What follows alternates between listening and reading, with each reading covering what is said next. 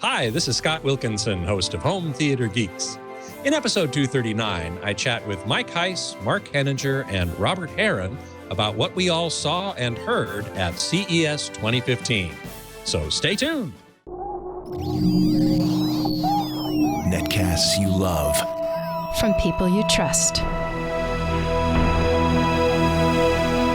This is Twit.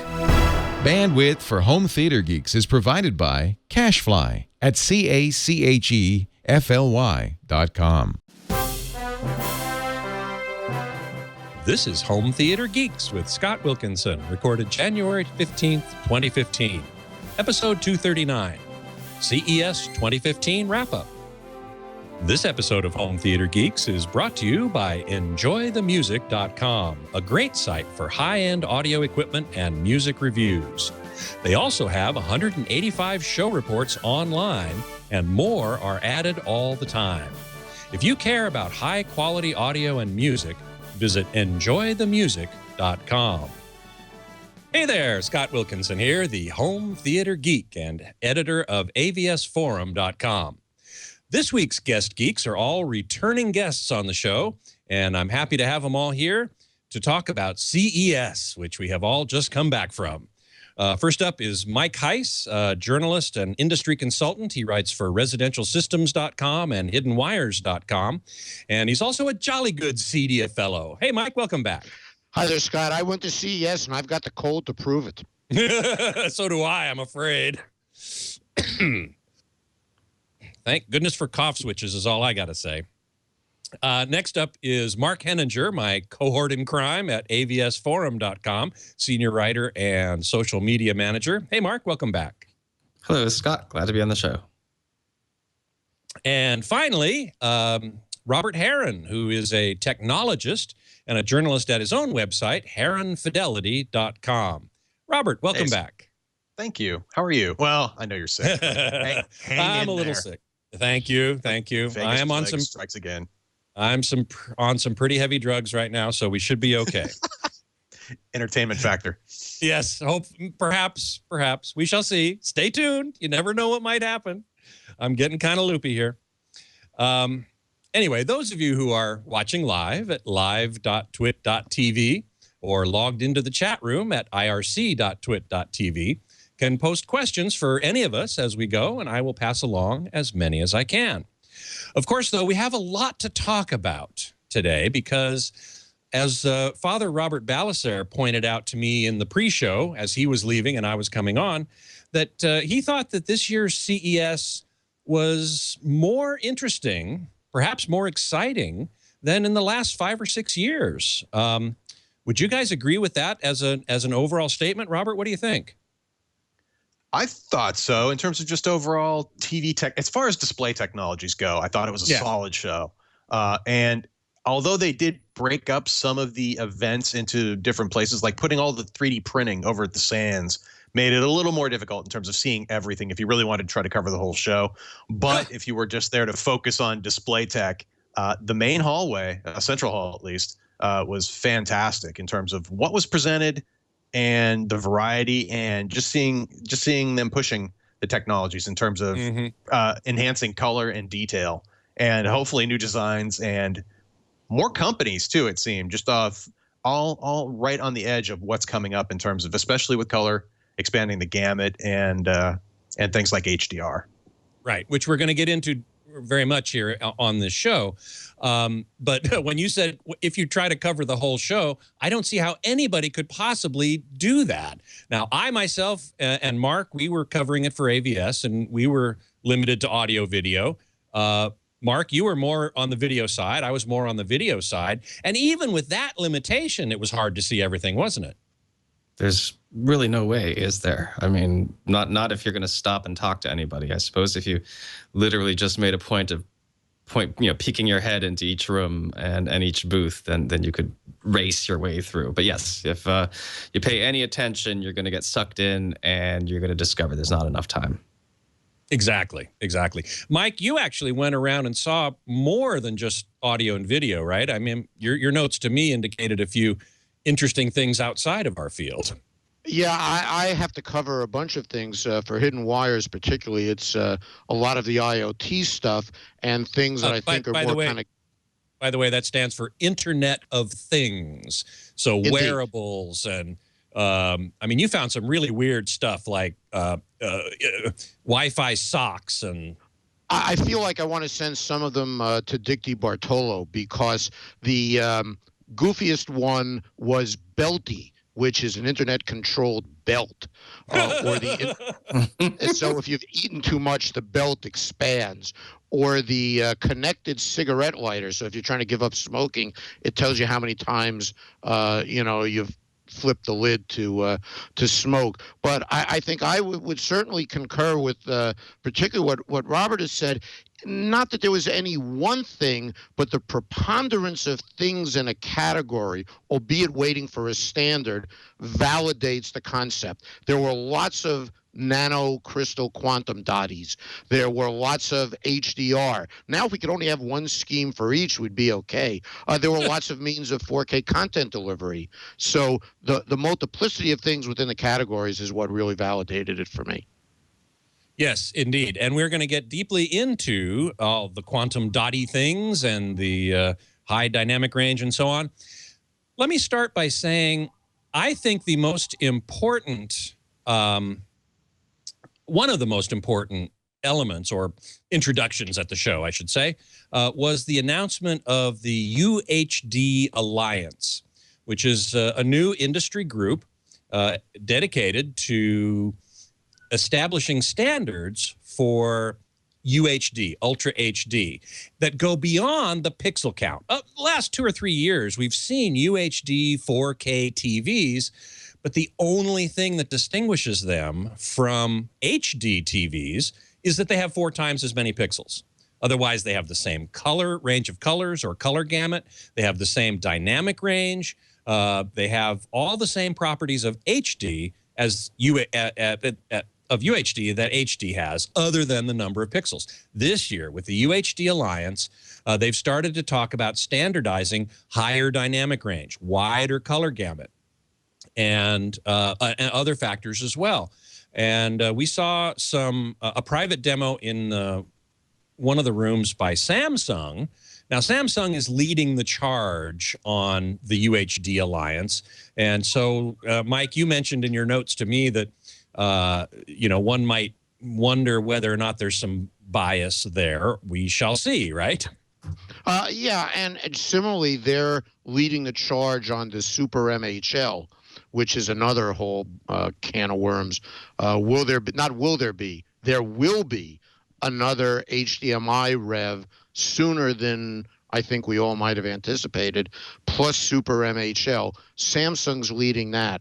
For this alliance, whether they'll be able to push through a standard, I give it a 50-50 chance. They may end up just being a marketing vehicle.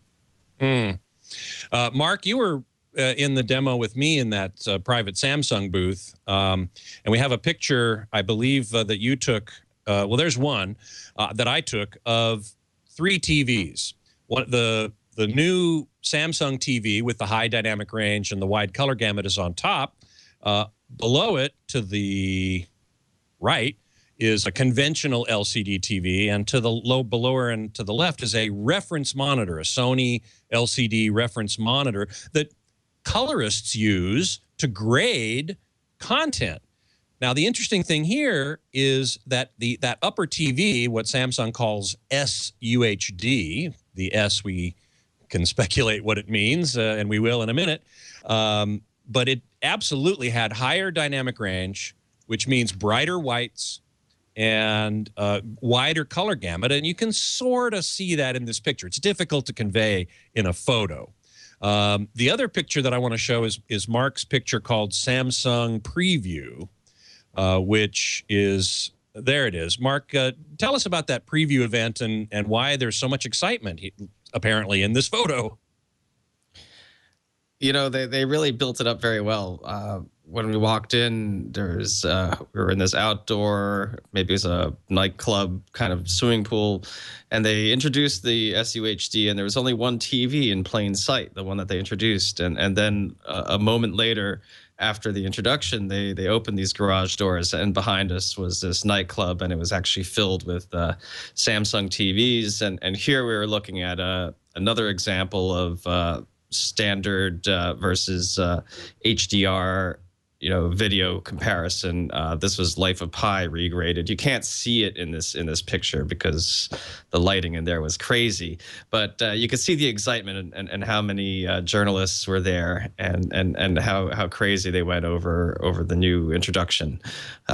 And just to go back to that other photo, it's really difficult in this show because of these HDR televisions. You can't see what your eyes see. There's in the top photo with the SUHD and the HDR grading, you could see the disk of the sun, whereas the other monitors looked essentially like you see them there, where it's a white blotch. So anytime you look at these comparison photos, I'm telling anybody out there, you're not seeing what people saw with their own eyes, because cameras can't capture that wide dynamic range that the new TVs possess. Exactly so. So the UHD Alliance, despite the fact that it's started by Samsung, I think I give it more than a 50-50 chance that Mike does. Robert, were you at that Samsung preview thing, or did you get to go into that private demo that Samsung had that they were showing people fully calibrated sets? I had a chance to do a separate event from all of that that basically showed me all the same things that Samsung was up to. I ended up doing a sort of a private tour. And it really comes down to, with the UHD Alliance, is having content in particular that was authored for high dynamic range, the metadata embedded in the video stream, and then displays that could actually decode it.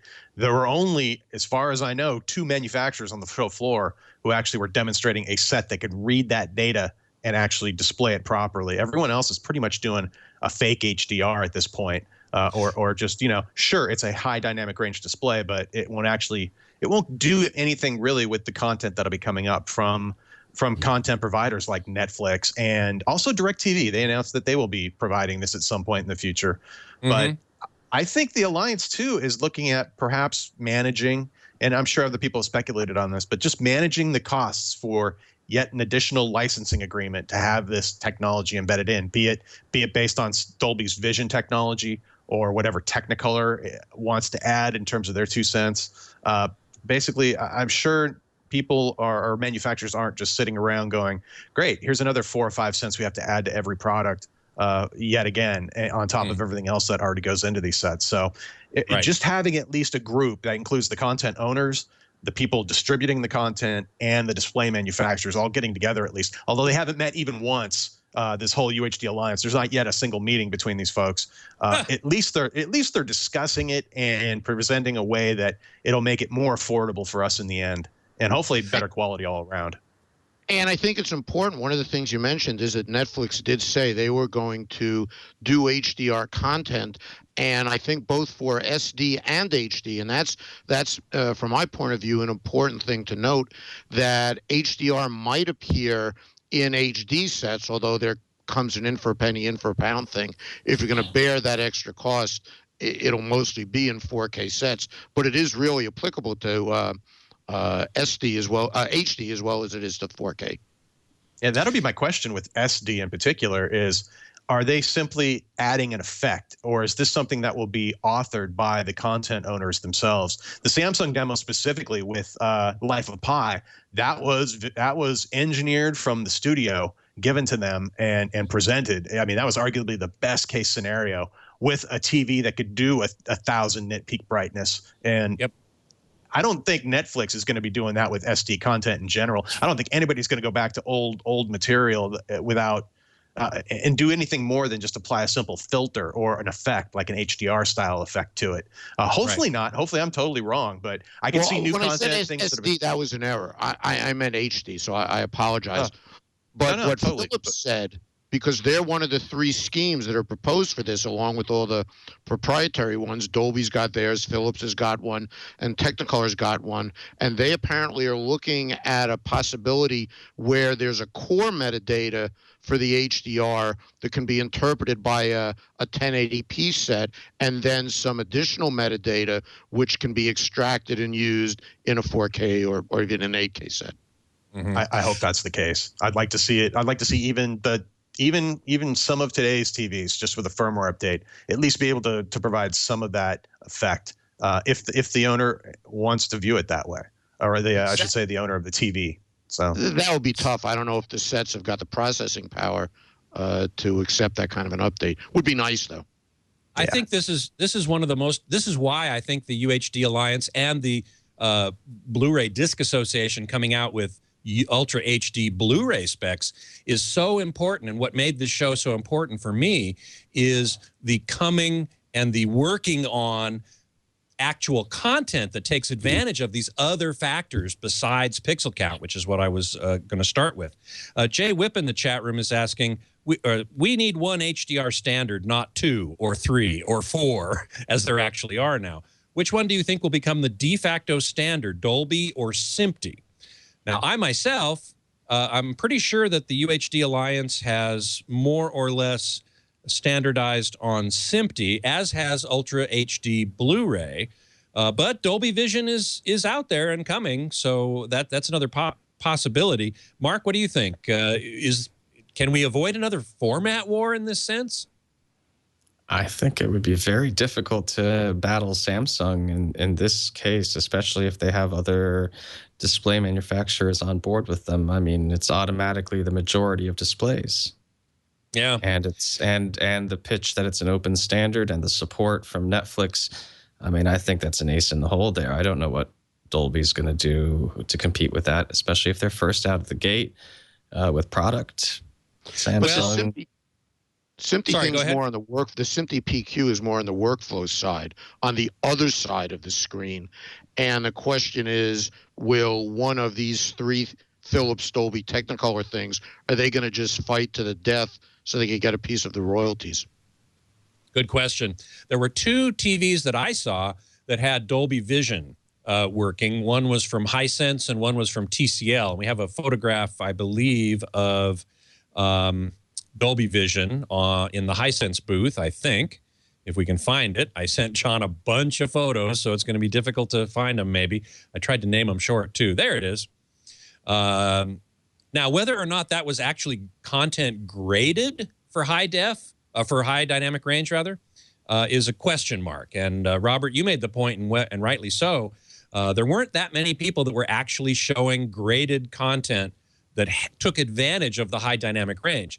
What we've seen for many years is a wide dynamic range, but feeding it standard dynamic range content and having it just expanded out. And that doesn't, I'm not really excited by that. I'm much more excited by having actual content come in that has been graded that way. Wouldn't you agree? I do totally. On the show floor, there were a handful of demos labeled Dolby Vision technology demos that were wholly unimpressive. They weren't either optimized properly or the displays themselves weren't. I don't know what was going on, but it was like I glanced at it. It didn't pique my attention whatsoever. I'd rather look at an OLED TV with incredible black levels than look at some of these demos I was looking at that were supposedly Dolby Vision technology. And they even did a couple. I want to say it was TCL that had a side-by-side demo with a panel too. That honestly, I thought they might have had them mislabeled, because I thought the one that was not labeled Dolby Vision looked better. And you know, there was no one around to ask, but there was a lot of that going on. It was more about, I'd say, between Panasonic and Samsung, they had the 2 most convincing demos I saw on the show floor for showing off something, not only giving details about how it's going to get to you, but in terms of having display technology to actually do it right. Right. Well, I mentioned earlier the Ultra HD Blu-ray specification, and we've known that's been coming. But at this show, at CES, we found out much more detail about it. For example, the discs will be available in 2 capacities, 66 gigabytes, which will be a dual layer, and 100 gigabytes, which will be a triple layer. The data transfer rate will be up to 108 megabits per second off the disc at the 66 gig size, and 128 megabits per second off the 100 gigabit size. And people have been asking me on AVS, why the difference in data transfer rate? I don't know the answer. Do any of you? They didn't say. No. No. And it will use HEVC, high efficiency video coding, for its codec, which makes sense because it's really the only one of two that's been talked about. The other one, VP9, which is used by Google and YouTube mostly for online stuff. But here we're talking about Blu-ray, and the new players, there's certain specifications that the new players must follow. They have mandatory support for HEVC decoding, of course. SMPTE, the SMPTE standard for high dynamic range. Frame rates up to 60 frames per second at Ultra HD progressive resolution, which is pretty good. Wide color gamut, up to BT 2020, which is this extremely wide range of colors that virtually no TV or projector can do. But they said they were trying to future-proof it. And only 10-bit color. This surprised me a little bit because if you want to go out to 2020 color gamut, I don't think 10 bits is enough, even with the gamma that they're using of PQ. Let's see, Mike. Let's start with you. What do you think about some of this stuff? Yeah, it's funny. I was surprised at the 10-bit. Also, I think we're going to have to send Joe to go and visit them because that just doesn't cut it. But I mean, you have to have a practical stop somewhere, and right now there really aren't many, if any, 12-bit panels for it to feed. So maybe that was part of the consideration. But they had some interesting comments in my meeting with the BDA people, which is that for everybody talking about the death of optical disc, they were saying that they're getting more calls from the studios where people are looking to optical disc as a way of getting better quality across, and I think that's important and significant. Mm-hmm. And yet, I found out after the show, actually, that the chroma subsampling that they're using is 420, the same subsampling that's currently used for regular Blu-ray. And what this is, for those who don't know, is it's a way of compressing or reducing the amount of color information so that more data can fit on the disc.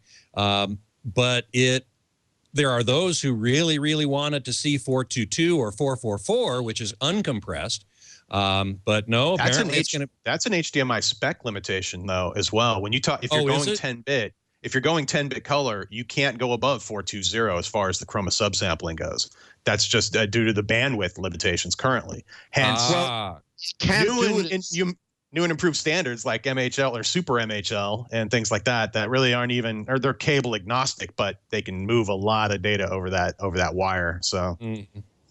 The chart that I've got from HDMI says 422, 810, or 12-bit, but that requires the full 600 megahertz version of 2.0, and that's not widely available yet. Well, you know what, Mike? That's an amazing thing that I've always believed, too, up till this show. And then you and I, in fact, met at the HDMI tech area on the show floor, and I learned that the 600 megahertz HDMI 2.0 or 18 gigabits per second bandwidth with HDCP 2.2 is in fact available. And we have a picture of that called 18, I think it's called 18 GBps or something close to that. I took a picture of a system that was using it. Well, I might not have sent that one. Sorry about that. Anyway, we did see it working, and apparently it's in some products now, Panasonic products in particular, some Samsung products. Oh, there it is. The chips are definitely coming, and Panasonic, and that's the HDMI booth, as I recall, where you took that. Correct. And because I just recognized the fellas in the booth there, but yep. It is definitely coming. And as Panasonic and Silicon Image, which are the two leading providers of HDMI chips, go into next. Broadcom doesn't make standalone HDMI chips. They have it, as does MTK or MStar, for the chips, the SoCs that drive set tops or displays. But in an AVR or surround processor, the only chips that are available for that market are from Panasonic and Silicon Image. Okay. Well, I still found it very exciting that we're slouching our way towards a UHD, the official name of it, and they want to be very clear about this, Ultra HD Blu-ray. They don't want it abbreviated, but of course we all will when we write about it. In fact, there it is, do 4K. Thank you very much, Mike. But if you actually go on the HDMI website right now and look at the 2.0 spec, it shows specifically for 10-bit color, you can't go above 30 hertz. So if they are 30 in frames fact, per second, right? Yeah. So I mean that's just a limitation. Something needs to change for that to happen. There are plenty of displays currently that can do 4K 60, but they're all doing 8-bit at 420 chroma subsampling. So you know those are a dime a dozen currently. That's what everything is specking up to quickly. So short of going with something like DisplayPort in like a Panasonic TV, right. It'll be interesting to see. And then it goes back to what source device are you currently feeding? What is delivering that level of quality at this point? Short of maybe not even Sony's 4K media player. That's probably the best 4K source device you can plug into a compatible display. So it's kind of a chicken and the egg thing. It'd be nice to get all of these ports. And when you get into AV receivers, that's where it really gets kind of crazy, because Sony's solution with their 4K media player is just to have 2 HDMI ports, one for audio and one for video, and deal with the protection that way for HDCP 2.2 at least. So. But again, as the new chips become available, that's going to go away for the most part, and in new products. Yeah, but it still won't get you at 10-bit color above 30 frames per second. So I don't think they, Robert. I don't want to. I beg to differ, but I have the chart. That's according to the HDMI webpage right now. Yeah, and I think they need to update it, because the information that I got from them is and Samsung told me that as well. So I was just, it's cool. The only people I see whining about that really are PC users who want, through an HDMI connection, want to do RGB quality at 60 frames a second with a 4K monitor for gaming, or for whatever. But you can do that with 8-bit. Enjoy that works now. You can do RGB up to 60 frames per second. With compatible chipsets.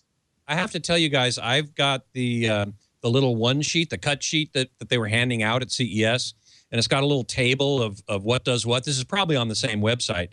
And this table that I'm looking at right now says 4K at 60, 10-bit, only 420. Robert, you're right about that. So it says, but at 12-bit, it includes 422 as well as 420. And I'm going, wait a second, if 12-bit can do 422, why can't 10-bit? That doesn't make any sense to me at all. I've sent them a query. There's something amiss, and I've asked them. I've sent them a query about that. I have not received a response yet. So let's just abandon HDMI. Let's go Super MHL. Let's go Super MHL. Well, there are people that would like you to do that. Well, we'll talk about that in a minute. But I've got a number of questions in the chat room. Let's see if we can answer a couple of them. One of which, let's see here.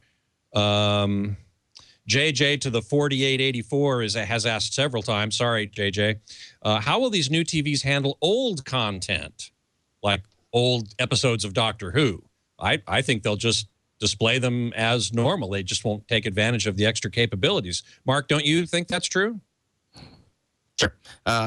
Quite possibly people perceive old content as looking worse because the TVs are getting ever larger and, in a sense, more revealing.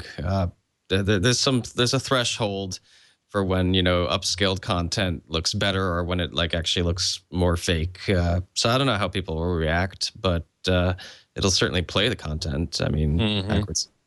It'll play it, sure. It'll just look as it normally does, or perhaps it'll look worse by comparison once you've started looking at this new high res or a high dynamic range wide color gamut. Mark, I wanted to ask you also what you saw of interest. I want to ask all three of you, actually. I'll start with you, Mark. What you saw interesting in terms of OLED or OLED, which was supposed to be, the perfect display, but we know that Samsung kind of abandoned it. In fact, when we asked them about it, they kind of went, let's talk about SUHD instead. Sony has more or less abandoned it. LG seems to be the only one left standing. What did you think of the OLEDs that you saw at the show? They really looked great at the show. And the booth was sufficiently darkened, and the content, I think, was chosen to really show off OLED's strengths. So there was a lot of pure black backgrounds with rich colors. You can never tell at a show like this what each manufacturer is doing to make its point. And in the demo that we saw, the backroom demo that we saw with Samsung, there was an OLED to compare to that shan't be named, but I don't think it could possibly be one of the new models from LG. It would have to have been an OLED from last year. So I didn't want to make any judgments about what LG is coming out with now, based on what we saw there. But if you're watching TV in a bright room, the advantages of OLED are less obvious.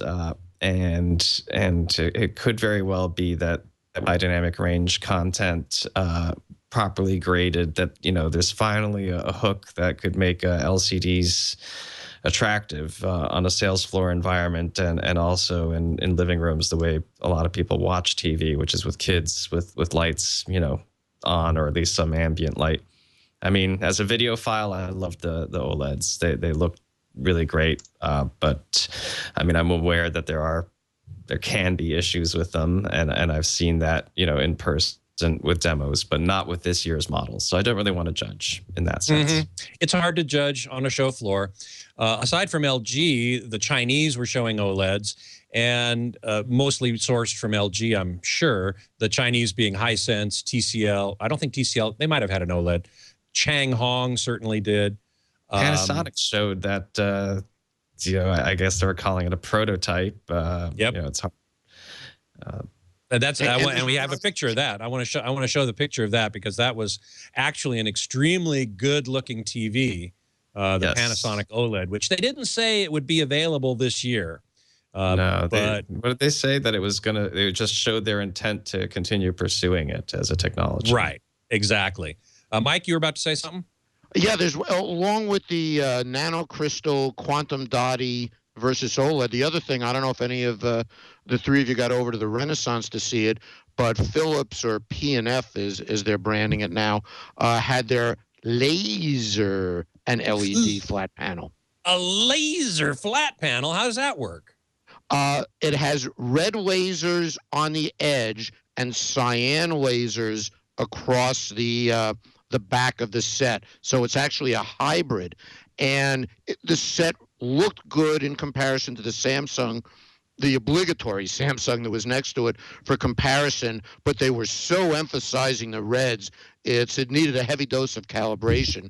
But I have to admit, it did look quite good, and it's a unique technology they claim they're going to bring to market, priced in between OLED and nanocrystal quantum dotty. Robert, what did you find about OLED or this Philips thing? Did you see this Philips thing? I didn't. Just secondhand, and it's interesting, but the last handful of Philips TVs I looked at before the company was sold off to its new owners were some of the worst I've ever seen. So I reserve any judgment for that company. I don't go to that company first looking for any kind of home theater quality. I like how you're going to pursue a more saturated red and using a laser to do that. That sounds pretty unique. I'd like to see an actual price and in the store first. And compared to what they're doing with quantum dot material right now, with manufacturers so easily able to integrate it into current LCD designs, and that's really the key, with companies like 3M using other companies' quantum dot materials and putting them into diffuser sheets that literally swap out the top diffuser layer with one of the quantum dot layers, add the blue LEDs for the backlight system, and boom, you have an expanded color palette. That's getting you within a couple percentage points of DCI color. And for almost no additional cost, really. I'm sure there's a licensing fee for using 3M's diffuser sheets with QD material in them, but still, that was fantastic. But going back to OLED, I think for everyone who complained about having the 55-inch EC9300 from LG being one of the few, currently still the most affordable option for an OLED TV, it's currently at about $3,000 for the 55. Having flat screen versions up to 65 inches, and then the 77-inch specifically that can be flat or curved. That may sound like a gimmick, but I'll be honest with you, that hopefully it saves them from worrying about, why build two models if you can have one model be either. Because they had several other, they had the flat version or the curved version for a couple of the OLEDs with different model numbers. And why not just have one model that'll do either one, whatever you prefer. And I'll be honest with you, in the darkened room environments with the curved screen TVs, if you're far enough back at a reasonable viewing distance, you will have, and you're centered to the display looking at it, you'll have a hard time just right off the top of your head going, is that flat or curved? The curve really kind of makes it look more rectangular at distances. I find it easier to spot the flat screens than I do the curve in the side-by-side demos. But they're going to have a variety of new sizes and panels and next-gen technology upping the brightness apparently on the OLED panels. And I'm just curious to see what the pricing is. That's the one thing they had no information about whatsoever in terms of what's coming up as far as what the new 55 flat and what the 65 and the 77 will cost. And but otherwise. They did say to me that, they said, well, we don't have any pricing right now, but if you'll notice, our 55 went from $15,000 to $3,500, now $3,000. So you can bet we're going to have competitive pricing. Okay, fine. That's great. Well, the proof will be in the pudding when we see it.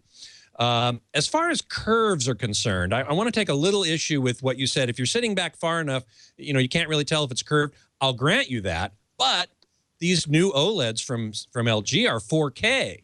And what you really want to do is sit closer to a 4K because otherwise you can't notice any advantage of the increased resolution. Plus, you also said, and I agree with you on this, that you have to sit dead center. And the curved TVs, to me, make it a solitary experience, which home theater, to me, sort of isn't. I mean, it can be.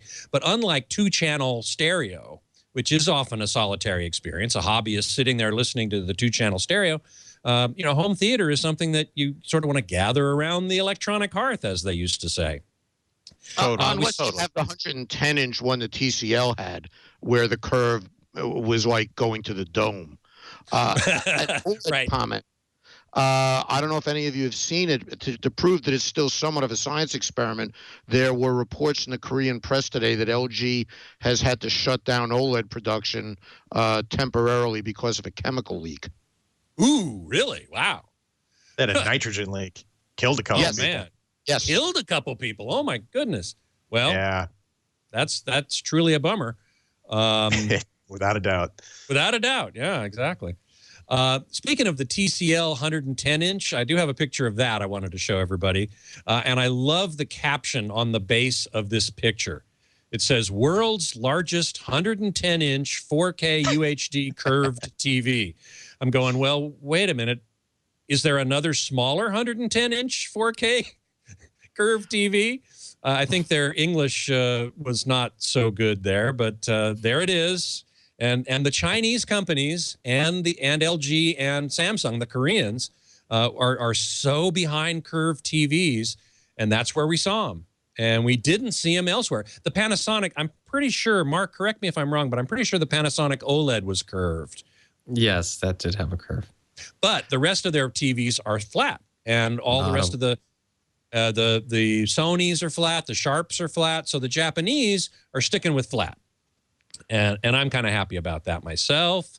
Well, then now, you would go for LG's 77-inch that can be curved or flat, and that solves the whole problem. And I'll be honest with you, in their booth, of the TVs that'll be out this year from LG, that was their flagship, and it looked wonderful. It did, curved or not. It was really fantastic. So I'm looking forward to that. Although that has got to add a significant premium to the price to have a motorized mechanism, whatever it happens to be, that curves it or makes it flat or goes back and forth. It's got to be expensive. Of course, we don't know. I have no doubt. Scott, remember what we learned at the SMPTE meeting late last year, that since the curved sets are done by hand, the ability to do that isn't as wacky as it seems. Yeah, I suppose that's true. You're right about that. We learned at this SMPTE meeting that that Samsung anyway, or TVs come in, even LCDs come into the factory flat, and they actually bend them and make them curved before they finish them off and send them out. It was astonishing to learn that. Quixton UK is asking, what's the life expectancy of OLED compared to LCD? And LG has a comparable? I think so. LG was talking 20, 30,000 hours. And the advantage that LG has is that they're using a white OLED material with red, green, and blue color filters. So they're not faced with the blue OLED degradation issue. Which is what Samsung was using. Right. Right. Exactly right. I'm curious to see what the 4K OLED panels are in terms of power consumption overall for relative brightness. That was one of the, going forward, you start to pump any kind of decent light output from an OLED at 1080p, at say the 55-inch version from LG, it would get up into a few hundred watts quickly. So I could imagine having, quadrupling the pixels and increasing the screen size. Are we looking at potentially another plasma situation where you won't be able to get an Energy Star certification, or it's going to ship with an out-of-the-box color mode, the home mode being dimmed beyond what anybody's really practically going to use it for. They'll immediately go right in and select the standard picture mode instead of the home mode or the default mode or something brighter. Right. But I'm just curious to see. That's the one thing I'm looking forward to seeing. LG does have a couple of their 2014 models that really didn't ship until just recently, including some larger sizes. And I know CNET and others are testing those currently. So, or hopefully they are. I want to see those in particular for power consumption. Yeah. And Energy Star for 4K is a hot topic at the Department of Energy right now. Well, and there's plenty more hot topics for us to cover, but if you'll excuse me for just a moment, I'd like to take this moment to thank our sponsor for this episode, which is enjoythemusic.com. Now, if you love high-fidelity audio or consider yourself an audiophile, and certainly most of us do, you have to check out enjoythemusic.com. You'll get daily news and updates, including all types of gear, recording techniques, and industry news. You can read reviews of the latest equipment ranging from speakers, amplifiers, cables, headphones, turntables, and more. And if you love to tinker or fix equipment, Enjoy the Music's DIY audio articles are written by experienced professionals in the audio field. And each project includes a difficulty rating, which is really cool. So you can, match your skills to the kind of project you might want to do. And their high-end audio manufacturer links provide access to quality products from A to Z. Tune in to enjoythemusic.tv for live performances, like behind the scenes of the Blues Masters at the Crossroads concert. Very cool. That's a very cool feature. So if you really care about high-quality audio, visit enjoythemusic.com. And don't forget to sign up for their monthly newsletter where you'll get site updates, new equipment reviews, show reports, and more. Plus, active members are entered into all their great contests. So be sure to go to enjoythemusic.com and check it out. And we thank enjoythemusic.com very much for their support of Home Theater Geeks. Okay, I want to get back to quantum dots for a minute. We're going to get to audio here shortly. So, Mark, you covered more audio than video, so you're going to get your chance here. Hang on just 1 second. But I'll start with you to talk about quantum dots, because they were all over the show as a means of illuminating or backlighting LCD TVs. Now, basically what they are is they're tiny little, Samsung calls them nanocrystals. They're tiny little spheres of a specific semiconductor material that if you hit them with blue light, they glow a particular very specific color depending on their size. So you put blue LEDs in a TV, and then you put these quantum dots in front of the LEDs, and the quantum dots have two different sizes, one that glows green and one that glows red. And thus, with the blue light from the LEDs and the green and red from the quantum dots, you get full color. And these are really what the main thing that these quantum dots can do is expand the color gamut, give us wide color gamut, a greater color gamut range. And I've got a couple pictures to show you that, again, the photos don't do this justice, but QD-WCG1 and 2 should show us, here's the one from Hisense. And this is basically just, I took a picture of what was being shown there, and it gives you an idea. It's not an exact match for what your eye sees. And Mark, you can actually talk about that as well. The other one I think was from TCL. There it is. And if you, well, I'm only looking at a little piece of that.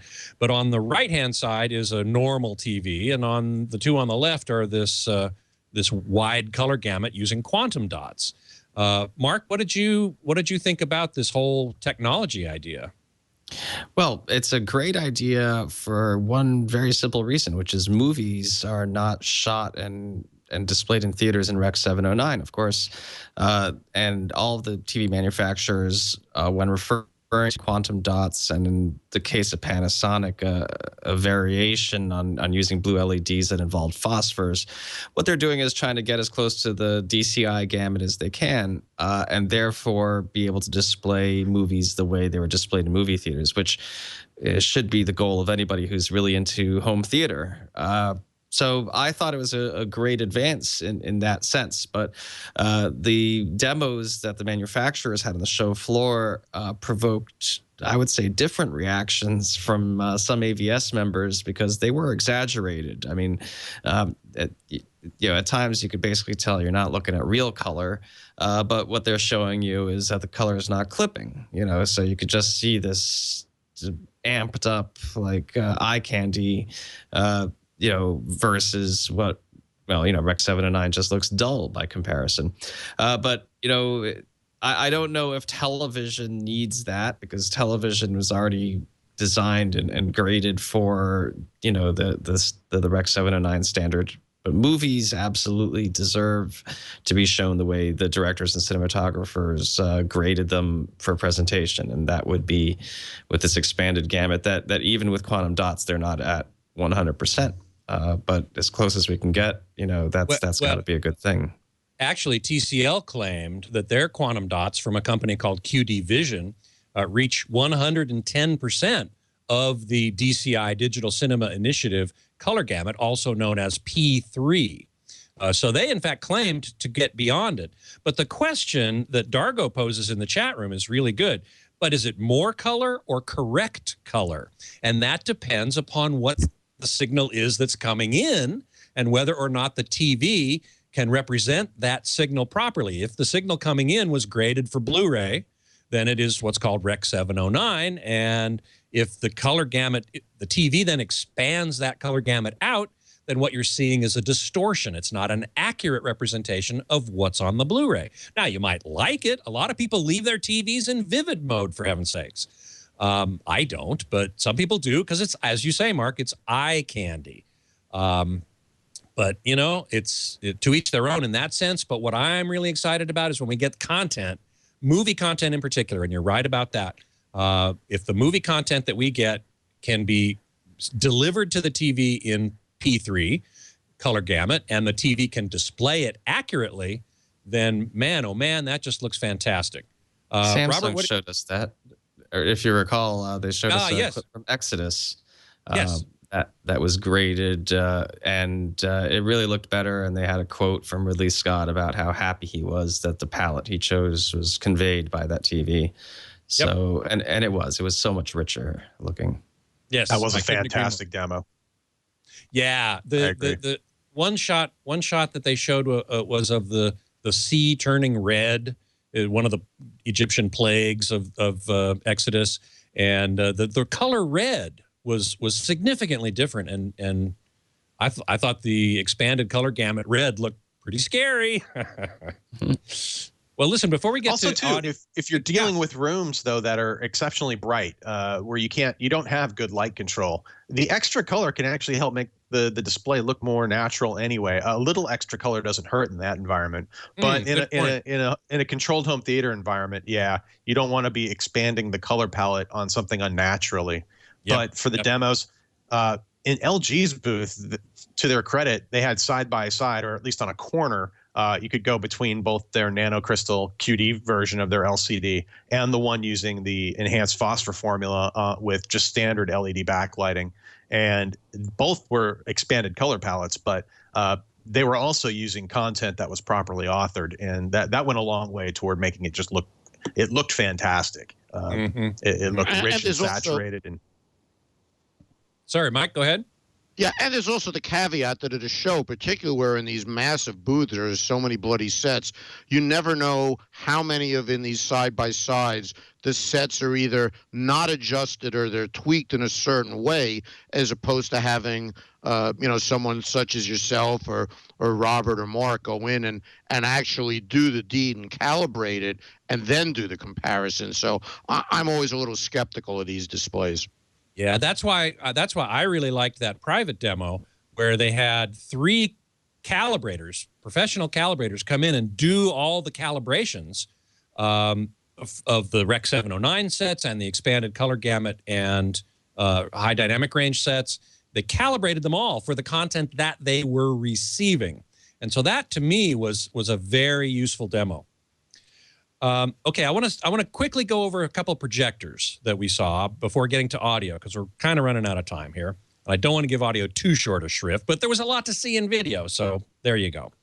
The Sony introduced the VPL VW350, which is a UHD 4K set, 4K projector, under $10,000, at least initially. I didn't see it. I think it was at the Mirage. Who among you? Demo. You did, Robert. What did you think? Yeah, that was fantastic. They did an excellent setup. I mean, these were just side by side with JVC's X900, lists for about 12 grand. You can get it for about 10 grand as well. Similarly priced projectors. JVC uses an E-Shift technology with 3 1080p panels inside, so it's doing pseudo 4K, if you want to call it that. But both projectors would accept a 1080 or 4K 60 input. And overall, the Sony projector was just simply doing better with dark detail, providing more brighter detail. It was a brighter projector. It had a few hundred lumens more output compared to the JVC. And Sony made a couple of interesting observations and I'd like to verify this myself, but when feeding it 4K content, Sony's projector being native 4K and the JVC not, the JVC projector disabled all picture controls with 4K 60 input. And that was a little bizarre. Hopefully that's something they'll address in the future. But just suddenly losing all of your ability to calibrate the display the way it should be with 4K input was a little odd. And I'm not sure exactly what that was about. But as far as straight image quality goes, and they were able to do almost a split screen demonstration with both projectors simultaneously. It was just for the money. I have not seen imagery like that. And they were also doing, it looked fantastic. And they were also doing upconversion comparisons. And that was something else Sony did a lot in their booth with their TVs as well. They have an X1 processor that they're all proud of, and basically adding edge detail without it being crazy to lower resolution content as it's being scaled up and making it look as good as possible. But at appropriate screen sizes, when you're talking, I believe we're looking at a 12-foot across screen. In that kind of a viewing environment, it went a long way. It wasn't a great light controlled room we're in, although at one point we did turn the lights way down. But even in then, the bit of extra light output that the Sony projector had compared to the JVC, at least in the default cinema movie modes that they were using, again, a non-calibrated setup, but I came away thoroughly impressed as far as the ability to pump the light out and pump out good dark detail while still maintaining that LCOS style contrast in the picture across the board. Well, I mean, both projectors are fantastic, but in that demo, Sony did really well. Okay. Of course, it's their demo. You're right, of course. Mark and I saw a very limited private demo of a projector from Sim2, very early prototype. Which is in a lovely case, as you can see right there, if you're looking at the video. Typical Sim2 curvy case, but the unique feature of this projector. Mark, tell us. You tell us about this. Well, the light source is discrete red, green, and blue lasers, and it's a 3-chip projector. So that basically it creates. Go ahead. Well, it's a 3-chip 1080p projector with an DLP, RGB laser. that's the kill. DLP, yes. Yeah. And right, so the 3 chips get you DLP without artifacts, and the light source is discrete RGB lasers, which essentially makes That's unique. Yes, it is. It's unique in the homes in the home market, and it also gets you a $90,000 price tag. probably something along those knows? lines. Bragging well, rights. and it supposedly gets you Rec 2020, and in an odd or thus far not quite understood claim beyond Rec 2020. Yeah, they said that, and I went, wait a second. Rec 2020 colors are single wavelength. You can't get beyond that. Well, yes, we can't. Well, there was some language barrier. I don't know what, but I'm not going to believe that. But the other weird thing about it was the screen got damaged in shipment, and their cooling system got damaged in shipment. The lasers themselves are inside that little box, inside the main housing, which is amazing. But there's an outboard cooling system for those lasers, and that got damaged, and they had to use some emergency cooling thing, so they could only keep it on for a few minutes at a time. And wow. it didn't look very good, but that's because of all these problems. I will say this, it looked just tremendously bright. They were claiming that projector, that current prototype, was able to do 8,000 lumens. It could go up to 12, and the next iteration might approach 20,000 lumens. Was there any speckle? There was no speckle. And I asked them, how did you eliminate the speckle? And he said, well, we can't tell you. So we look forward to learning more about it. Every other laser projector I saw at the show, though, was using basically a blue laser, generally speaking, with a yellow phosphor material to create just a white light with some of the blue energy passing through to enhance the blue side of it. But having true RGB laser, though, that's pretty wild. I'm sorry I missed that demo. That arguably will be the future, but no current quote-unquote laser projector, be it Epson's or Sony's or whoever's, that I'm aware of, is doing that with true RGB diodes. They're all doing it with bluish diodes going through phosphor materials, creating white light that way, and then filtered. However, in fact, Wolf showed such a projector in the Venetian of all places. There it is, right there. It's basically a rebranded JVC, which and in fact JVC sells it into the professional simulator market. But they authorized Wolf to sell it into the consumer market. And so they were showing it on a 133-inch widescreen. And man, oh man, I thought it looked really good. Mark, you must have seen it, didn't you? I saw it as well, and I thought it had really rich color and great contrast. The only sign of any kind of speckling or artifacts on the screen showed up when I went closer than the viewing distance, when I really walked up to it. When you sat at the appropriate viewing distance, it just was a very, very nice looking image. I mean, to be envious of. Yeah. Okay, let's turn to audio now, because I think there was more video information or announcements at the show than audio, but there was some audio stuff. Probably the most important was DTS-X, which is DTS's newest codec. It's only new codec in, I think, 10 or 15 years since DTS HD Master Audio. And this is an object-based immersive audio format, much like Dolby Atmos and Oro. And they had it demonstrating on the show floor.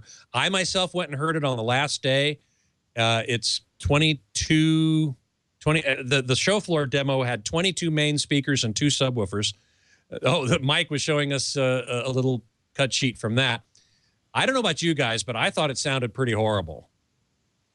Very harsh, very, very bright and peaky, not pleasant at all. We did get to see a more private demo over at the Renaissance with a 7.1.4 system that sounded much, much better. And so there is some potential there, but once again, we're getting into another format war situation of who are people going to use? DTS-X, Dolby Atmos, Oro? Mike, what do you think? Well, and also in fairness to DTS, the real introduction is still quite a few months away. They're saying March. It may be a little later. So I think it's a little little harsh to judge them by what you heard, although I haven't spoken to many people who said they actually liked it. I think a lot of this is they're all looking for royalty, and they're all looking for a space in ATSC 3.0, which is something that there hasn't been a lot of talk about, but that's the next generation broadcast standard. And Dolby and DTS and consortium of Fraunhofer, Qualcomm, and Technicolor are duking it out to be the standard there. Who's going to go into the Blu-rays, the new BDA standard? So I think DTS couldn't ignore it. And the one thing that I think will be the true test, and leave it to the better ears, is the hidden pony in Atmos is the new upsampler. And I believe that in DTSX, you'll also get a new version of their upsampler. And I think that will warrant the best shootout than the mastered for object material. Mark, you've been doing a lot of work with upsampling, upmixing content into Atmos, and you've been very impressed, haven't you? Yes, I have, and immersive sound is my new obsession, definitely. So I've made an effort to hear any demo that I can get to.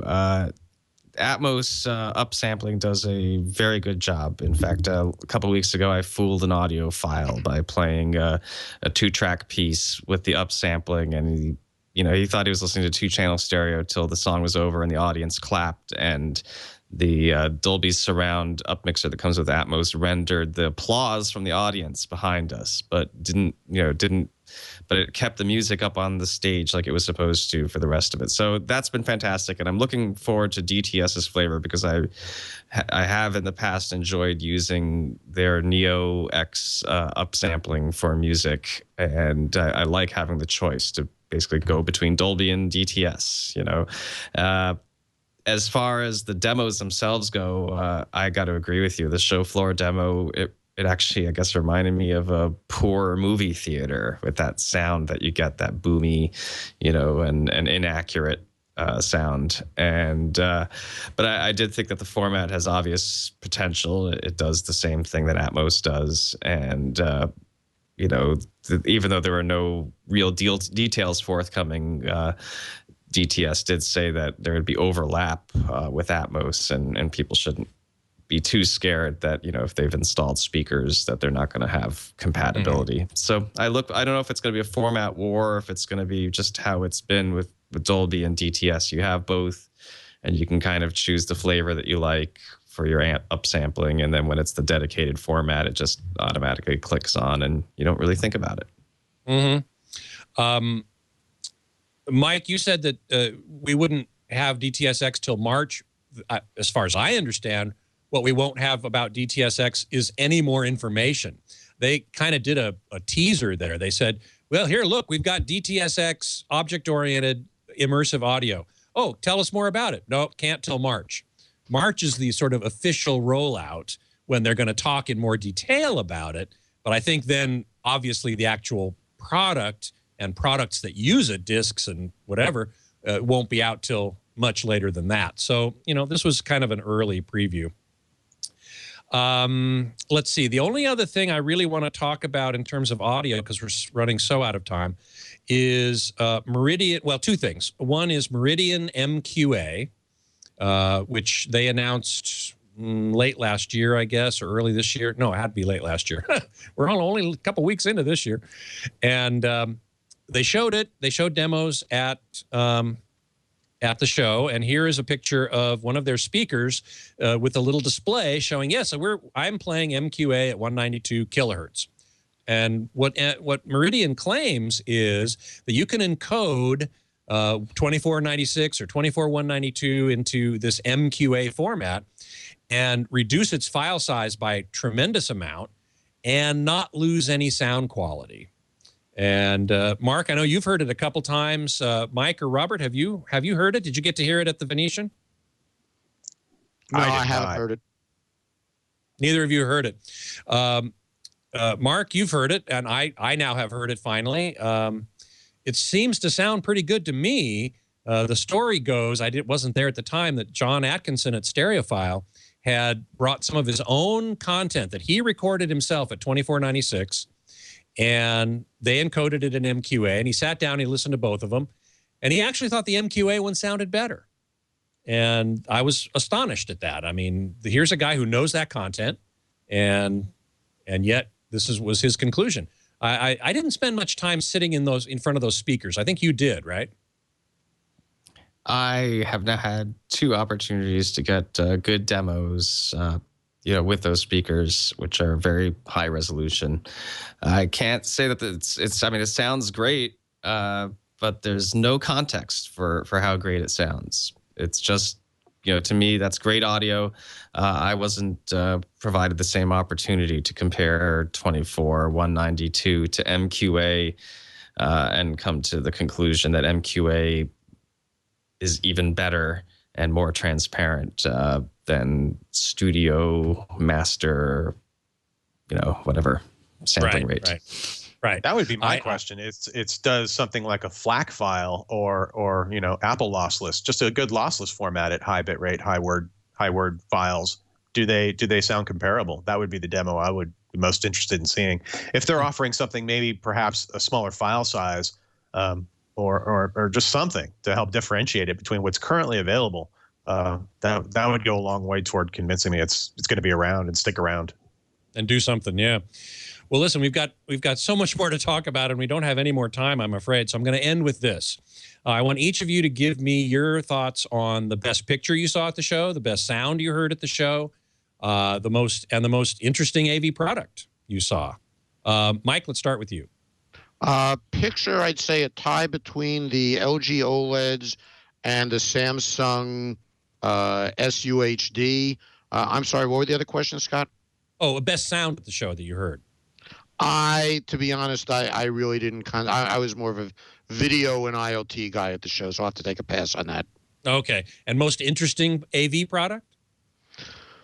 I think not one product, but the real, and this goes over to the dark side, the real explosion of silly IoT things. Video and audio are well established, but IoT is going to compete for the consumer dollar. So I'd say IoT is a category. Okay. Mark, how about you? Best picture? I liked LG's OLED, the just 77-inch 4K OLED. Loved it. Okay. Best sound? That's a little bit tougher. I think that the best sound I heard was in the M&K room. They didn't really have any new products. Just that's one of the standards for mixing movies, and I hadn't experienced their demo, and it blew me away. Cool. And did you have a most interesting AV product? Samsung's TVs are the most interesting because they're bringing something else to the table. They're bringing, and okay, to be fair, maybe Panasonic also, but Samsung for really having a broad lineup of these TVs that are going to bring UHD and expanded gamut, things that I've long waited to see show up on TVs and gain traction. Okay, Robert, best picture? I agree with Mark and Michael. Overall, it was Samsung and LG and to a degree Panasonic as well. I'd just say technology-wise, for me, it was really quantum dot and what it can do. OLED is great, but there is a potential for quantum dot to do more than just enhance LEDs. They can actually become an emissive display technology in and of themselves with electron stimulation. So it would not surprise me in a few more years to see, probably a couple more years, to see the first quantum dot emissive screens coming out. And that's something I'm really looking forward to. On the audio side of things, just a quick shout out to the folks at Klipsch for putting out a WISA-enabled speaker set that I would actually want to own. They actually had a wireless reference series. I want their biggest speakers with this technology enabled, but they had a good set of home theater speakers that you could really run off a wireless hub with great quality sound, and that was something that caught my attention. And for just straight up devices, that's a tougher one. I really don't know. I do have to say though, Sony's $50,000 4K short throw projector and its ability to take 4 HDMI inputs and tile them on a 4K display, so you could do 4 60-inch, say 1080p 60 screens at once. That was just fun. And granted, that's more for business to business or commercial application, but that is a pretty fantastic. More freaking laser projectors, but still, it was neat. Neat stuff. Frickin' lasers, yeah. Frickin' laser beams. Well, okay. For my picks, I have to agree with all of you. The LG 4K OLEDs, the Panasonic 4K OLED prototype, not going to be a product this year, and the Samsung SUHD TVs being fed high resolution UHD content that was graded for high dynamic range and wide color gamut. Those were clearly the best pictures at the show for me. Best sound at the show for me was in the ATI room at the Venetian. Amplifier Technologies Incorporated had a setup, an amazing setup. Let's just quickly show you a picture here, ATI front and back, that was set up for Oro and Atmos. Here's the front of the room. They had 26 speakers, I believe, 23 channels of amplification, Theta and ATI amplification, and CAT, California Audio Technologies speakers. There's the front of the room, and there's the back of the room. And they must have just given the Venetian fits by installing all of this stuff in a hotel room. But wow. I got to tell you, when I sat there and listened to that thing, they played the Magnificat, which had been recorded by Morton Lindbergh at 2L in Oro, and I almost came to tears. I mean, it was choking me up. So that was the emotional impact that I'm looking for, and it was really astonishing. So that was the best sound at the show. Most interesting product, probably, again, the Samsung SUHD TVs and the potential for that content coming in. Although I was really happy to see some content sources as well, which we didn't get a chance to talk about today. Dish announced a 4K, what they call a Joey, a client device that will, the Hopper, the central device, will be able to accept a 4K signal, won't be able to output it, but it will be able to send it to this 4K Joey and then send that to your TV.